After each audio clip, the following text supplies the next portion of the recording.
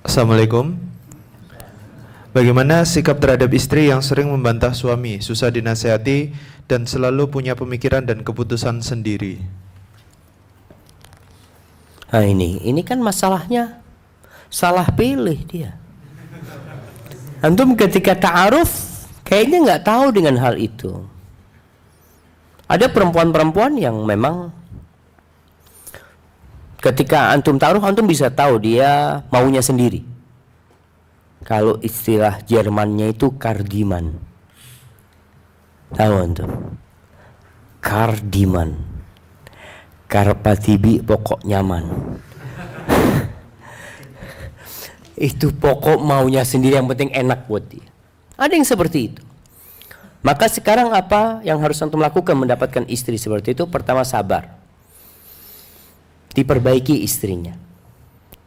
Allah menjelaskan di surat An-Nisa ketika mengatakan ar-rijalu qawwamuna di ayat 34, ar-rijalu qawwamuna 'alan nisa bima faddalallahu ba'dahum 'ala ba'din wa bima anfaqu min amwalihim fas-salihatu qanitatun hafizatun lil ghaib wallati takhafuna nushuzahunna fa'idhuhun.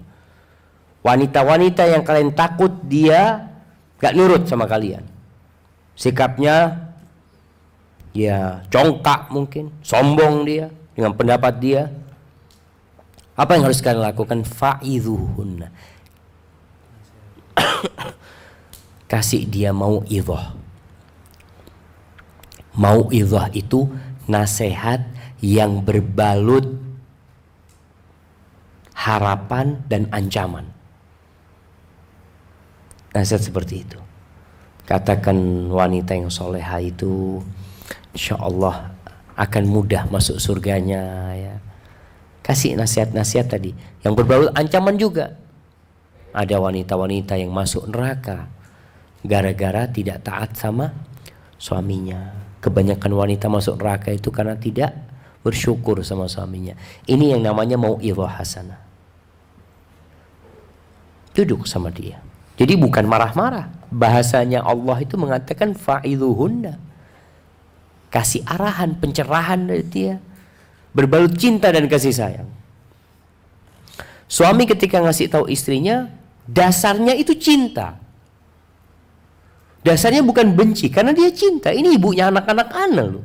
Ana sayang sama dia, ana ingin kebaikan buat dia. Itu dasarnya. Sehingga kalau ini dasarnya, insya Allah istri mudah menerima. Jadi kalau mau ngasih nasihat istri itu, antum jangan ngomong kepada istri antum, "Dek, sini dek, aku ini gak suka banget sama kamu, dek." Ketika antum bicara itu, dia gak akan terima nasihat.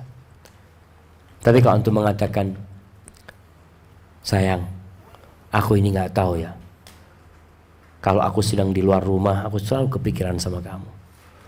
Yang ada di hatiku hanya namamu." Masya Allah. Kalau engkau gak marah, aku ingin menyampaikan satu. Dia akan mengatakan, "Fadhal, apa yang ingin kau sampaikan?" Karena dimulai dengan cinta. Tapi kalau nasihatnya dimulai dengan benci, orang tua aja ngasih tahu anaknya, hati-hati antum kalau punya anak. "Nak, bapak ini gak suka sama kamu." Jangan katakan seperti itu. "Nak, bapak ini sayang sama kamu, nak." Baru kamu kasih nasihat. Supaya hatinya itu buka dulu, baru nasihat itu masuk. Tapi kalau antum mengatakan benci, nutup sudah. Anak itu mengatakan, "Bapak jahat, berarti benci sama anak." Dia gak akan dengar nasihat. Yang kedua, cara nasihat yang kedua kata Allah, wahjuruhunna fil madhaji. Jangan digauli istrimu, jangan gauli istrimu di ranjang. Ini penting poin ini.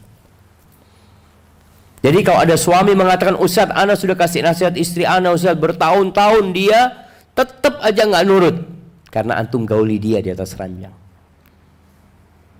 Jadi dia merasa suaminya butuh sama dia. Coba suaminya tidak menggauli istrinya, istri mulai akan berpikir tentang nasihat yang disampaikan. Nabi melakukan itu sallallahu alaihi wasallam.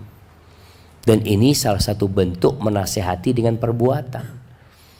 Jadi kalau pagi antum marahin dia, malam antum kumpulin, istri itu ketawa, "Oh, dia nggak bisa lepas dari anak." Istri seperti itu, maka jangan digauli.